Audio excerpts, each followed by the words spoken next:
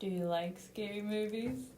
Hello and welcome to the Geek Show, and this week we are doing the Scream franchise. Yes. I'm with my very good friend Rose. How are you today? But I say that was an absolutely stunning intro. Thank you very much. Thank you very much. Yeah. So we're going to talk about the Scream franchise, which is one of my all-time favourite movie series. And yes.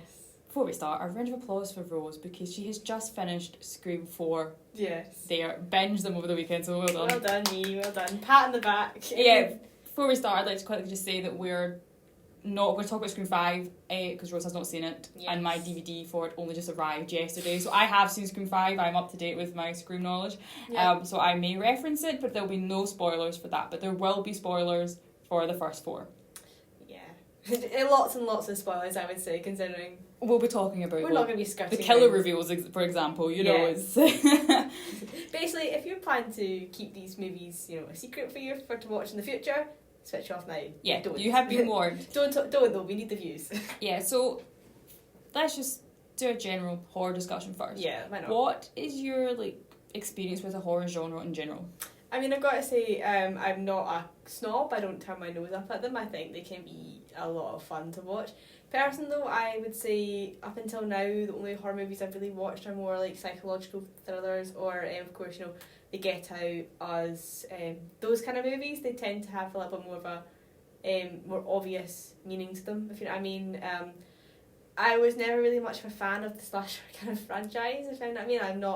I'm a very squeamish person when it comes to blood, guts and gore. I think I watched Scream before, first year of high school. For our Halloween party, we all sat around and laughed at the horrific effects that were in that movie. So to me, Scream has never been something I've been wanting to watch. Not my list of things to watch, you know what I mean? But yeah, I have had a lot of fun, watching it, and I'm nice getting to see what you're on about. I mean, of course, you're a massive fan of the horror franchise.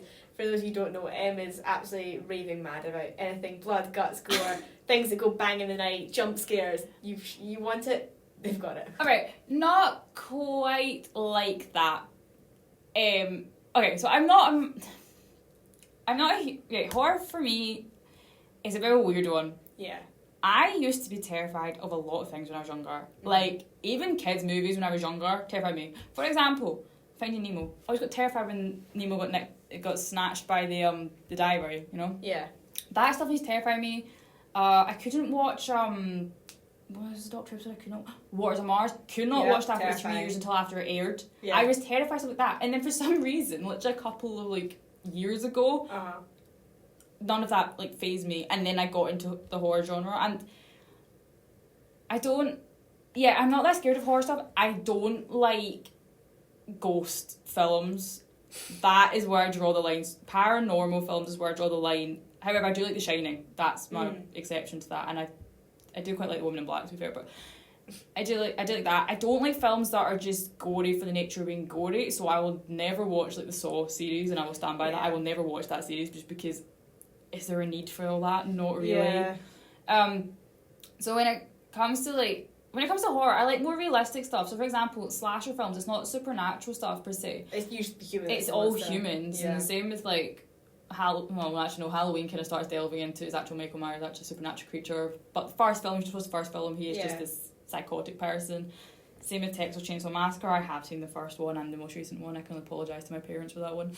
I do quite enjoy them. Yeah, so, for example, other films. I love the film 28 Days Later, because, it's a bit of debate. Is that actually a zombie film? Technically, no, because the people aren't dead.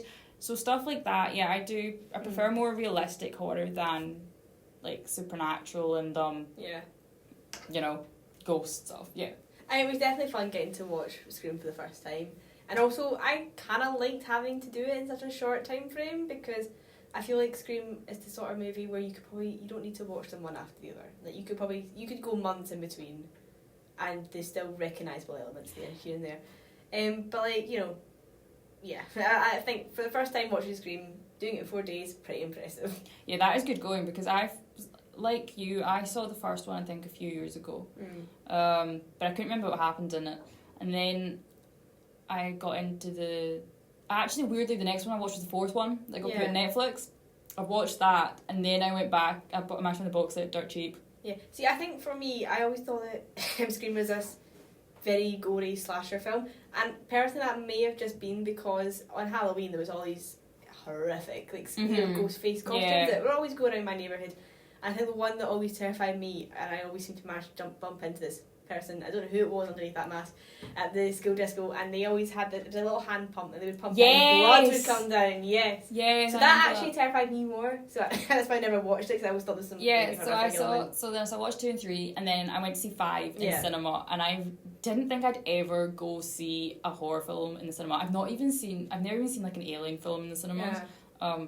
I think for me, I like to watch horror at home. I like to be able to go, right, I can pause this if I need to, like, time away. So I went to see the 5th one, and I was kind of like, I cannot leave. Like, I am here. If this gets too gory, oh my gosh. And it is the most gory one they have. I think you did actually ask me to go, and I think that was one of the reasons I said no, is because I'm going to watch a horror movie, especially one like Scream where there is going to be blood.